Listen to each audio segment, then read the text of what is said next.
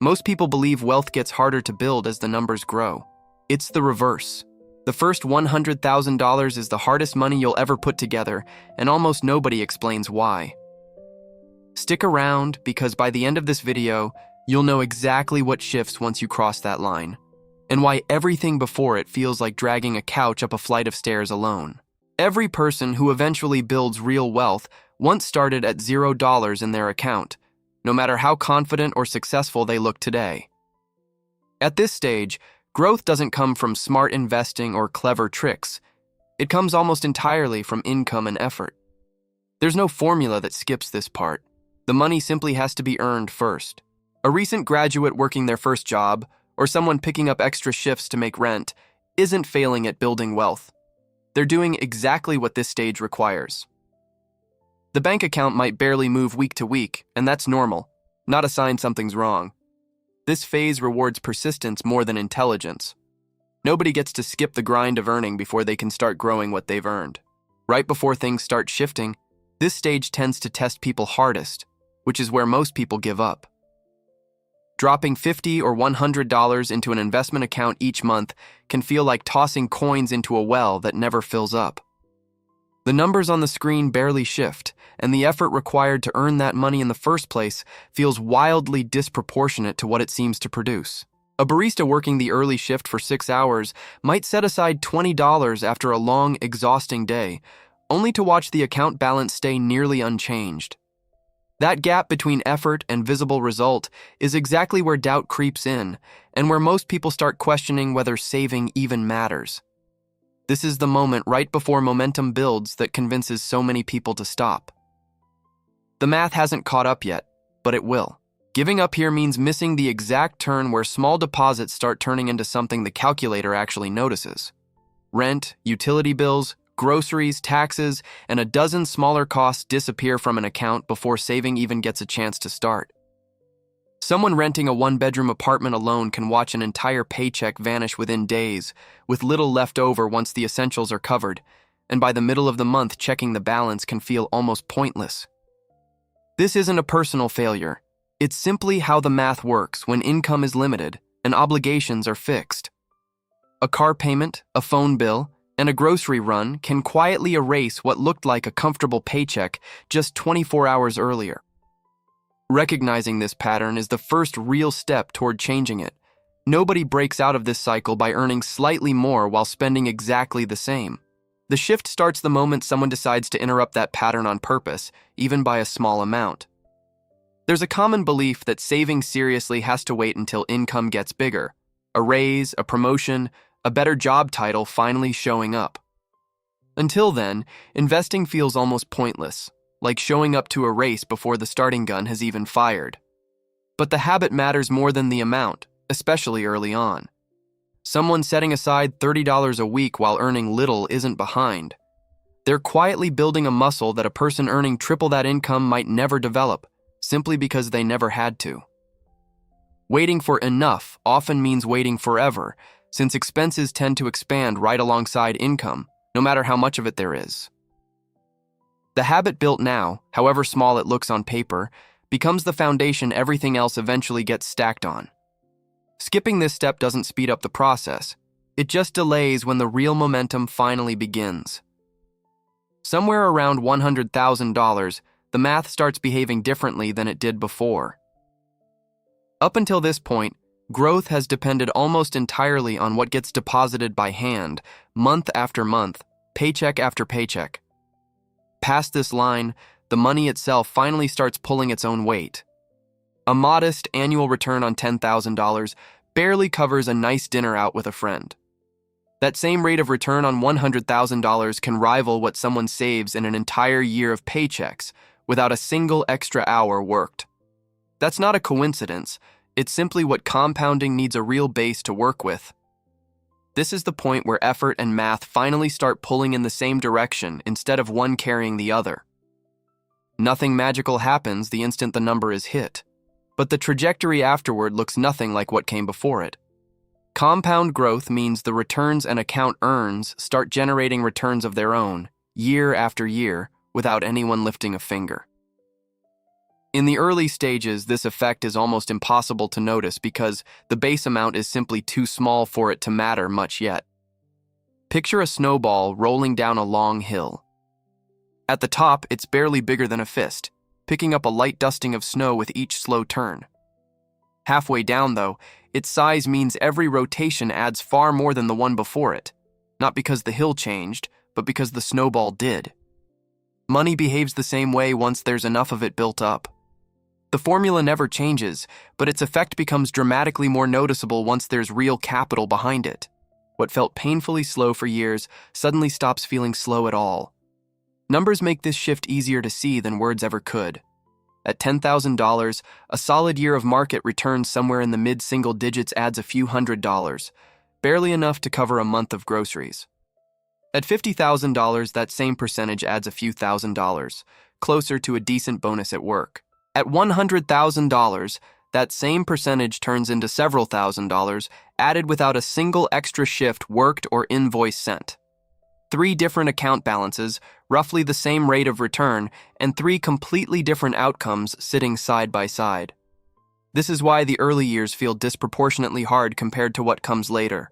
The rate never really changes, but the base it's working with grows enormously. Once that base gets large enough, the gap between effort and result stops looking anything like it did at the start. Crossing the $100,000 mark doesn't come with a parade, and it definitely doesn't mean financial stress disappears overnight. Bills still show up. A surprise car repair still stings just as much as it did before. Someone hitting this milestone might still be splitting rent with a roommate or driving a car with well over 100,000 miles on it. What actually changes isn't the lifestyle. It's the foundation sitting quietly underneath it. The account has finally reached a size where growth can start accelerating on its own, even if nothing about daily life looks noticeably different yet. Wealth built this way rarely announces itself with a lifestyle upgrade. Instead, it shows up in a widening gap between what someone earns and what their money is starting to earn on its own. A gap that keeps stretching further apart from here. It's tempting to treat $100,000 like a finish line, a single number that flips a switch and changes everything the moment it's reached. But wealth doesn't shift because of one number sitting quietly in an account somewhere. It shifts because several forces finally start working together instead of one carrying the entire load alone. Capital, time, consistent contributions, and compound returns all have to be present at once for the math to actually accelerate the way people hope it will. Remove any one of them from the equation, and the whole system slows right back down to where it started. Reaching 6 figures simply means enough of these pieces are finally in place for the combination to start functioning the way it was always designed to. The number itself isn't magic. It's just the moment the ingredients stop sitting separately and start actually mixing together. Up until this stage, almost every ounce of energy goes into earning and stacking money as fast as humanly possible. Past the $100,000 mark, the priority quietly starts to shift, not away from earning, but toward protecting what's already been carefully built over time, piece by piece. A single bad debt decision, a risky bet, or an uninsured emergency can undo years of disciplined saving in a matter of weeks, sometimes days. Someone who spent 3 years building this foundation can watch a meaningful chunk of it disappear through one careless move made in a single afternoon. Growth without protection is like filling a bucket that has a small crack near the bottom. It might still rise, just far slower than it should. From here on, defense matters just as much as offense, sometimes even more so. Here's something most people don't expect. A small increase in savings rate does far more damage, or far more good, once the base account is larger. Bumping contributions from 10% to 12% of income barely registers on a small balance, but on 6 figures. That extra 2% compounds into real money over time. Someone who just got a raise at work faces a choice most people don't think twice about. Absorb the extra income into daily spending, or redirect even half of it towards savings. That decision, repeated over several years, quietly separates 2 people who started at the exact same income level. The base being larger now means every additional dollar saved carries more weight than it did back at the beginning. Small adjustments made at this stage tend to produce outsized results later. Ask anyone who's actually built real wealth what mattered most, and rarely will the answer be a clever trading strategy or perfect market timing. Almost always, it comes down to something far less exciting: staying invested and not touching the money year after year through good markets and bad ones alike. Trying to guess the perfect moment to buy or sell sounds smart in theory, but it rarely beats simply staying put through the noise and the headlines. A person who left their contributions alone through a rocky market often ends up ahead of someone who panicked and pulled out at exactly the wrong moment. Consistency doesn't feel impressive in the moment. There's no big win to point to on any given week or month. But stretched across enough years, it becomes the single most reliable advantage available to anyone willing to stick with it. Eventually, something remarkable starts to happen. The returns generated by investments begin contributing as much or more than the money being actively saved each month.